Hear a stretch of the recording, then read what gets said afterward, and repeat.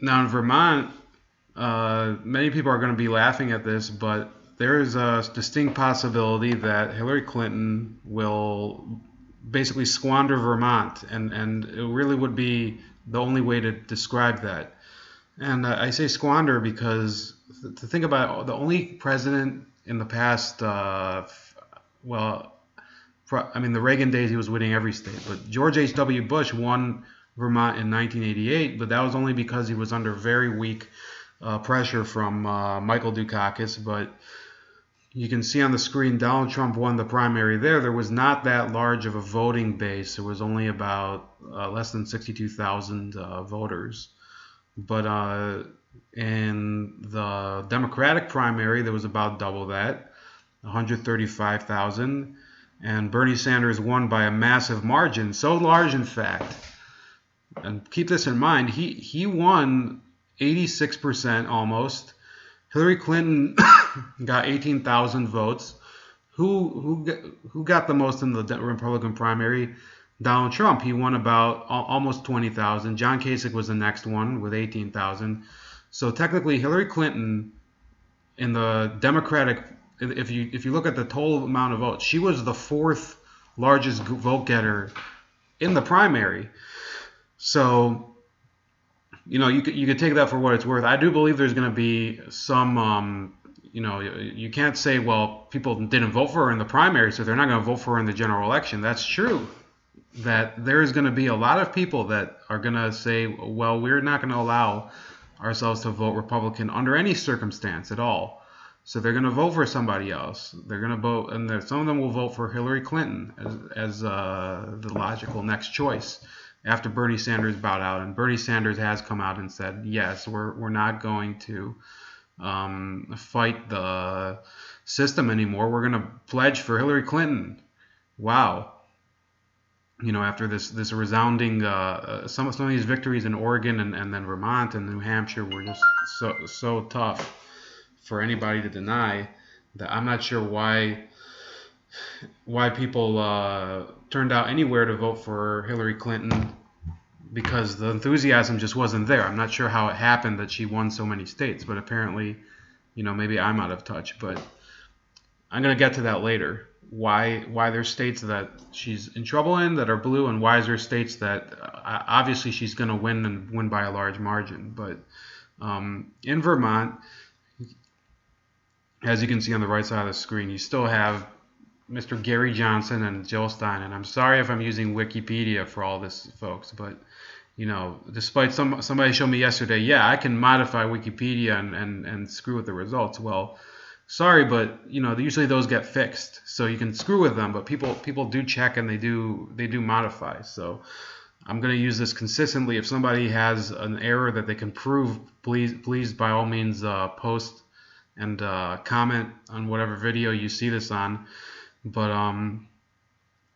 Gary Johnson and Jill Stein especially, they're going to have very banner days in Vermont, probably in Oregon too, in a number of other states, because they're going to be the voice of a massive electorate. This is not some sort of passing wave of people. The people of Vermont and other progressive areas, or to be fair, in the same states, there's a lot of people that are Vermont. Apparently, I listened to Sticks, Hacks, and Hammer 66, a very great YouTube editor or YouTube commentator. I watch his video series, and Vermont, unbeknownst to me, I didn't know to what degree it was a pro-gun state, but apparently it is a very, very pro-gun state, as blue as it is.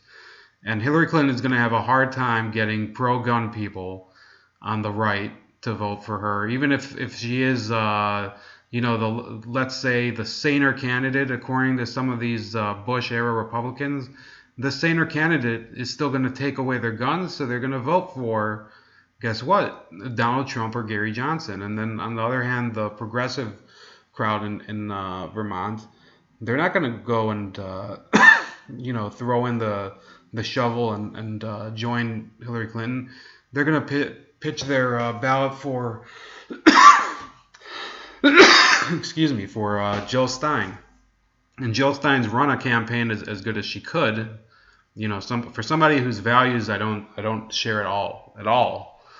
She's a very genuine personality, very nice person to listen to, a refreshing break from a lot of the fake people that show up on CNN and all the other the alphabet networks on broadcast TV. That if there were more politicians on all sides like Jill Stein, we probably would not have this amount of smarmy corruption going on in our political system, where we have congressional candidates and serving congressmen. I should probably say that first, serving congressmen like Jesse Jackson Jr. and Corrine Brown. If we had people like Jill Stein in every constituency. Gary Johnson's also a pretty nice guy, but I'm just saying, if we had people like that, it wouldn't come to the point where we had Donald Trump and Hillary Clinton as the front runners, because the alternatives would be the crappy people. The Jill Steins and the Gary Johnsons are, to be fair, even though I'm probably going to cast a vote for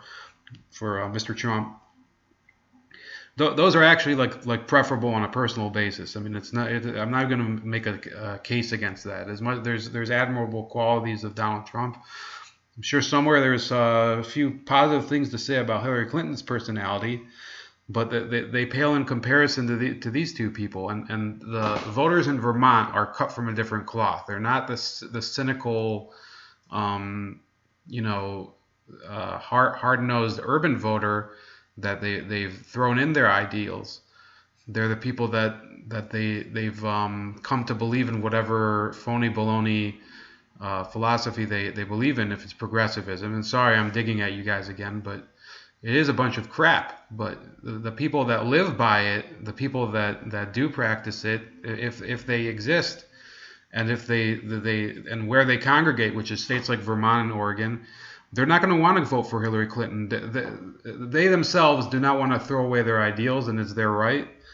And they don't want a candidate that's going to betray them and their ideals, whether it's whatever cause that they're fighting for, minimum wage and income inequality on the one hand, and then there's the ones that they're calling for universal health care, and then there's the ones that are against foreign wars and Islamophobia. So they're going to see through Hillary's message.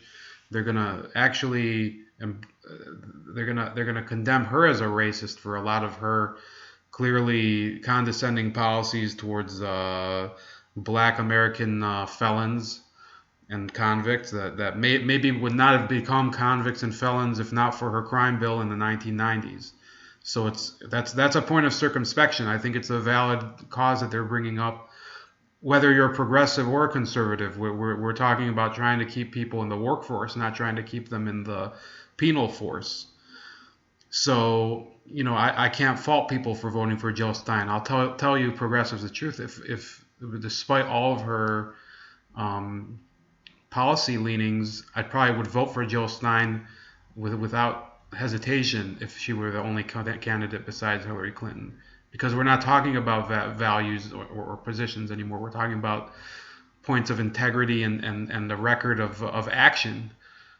Jill Stein doesn't have a negative history of action. Gary Johnson also is a very good record. I'm not talking about him that much because we're still talking about Vermont. I don't think he's going to do as strong in Vermont as he will in other states.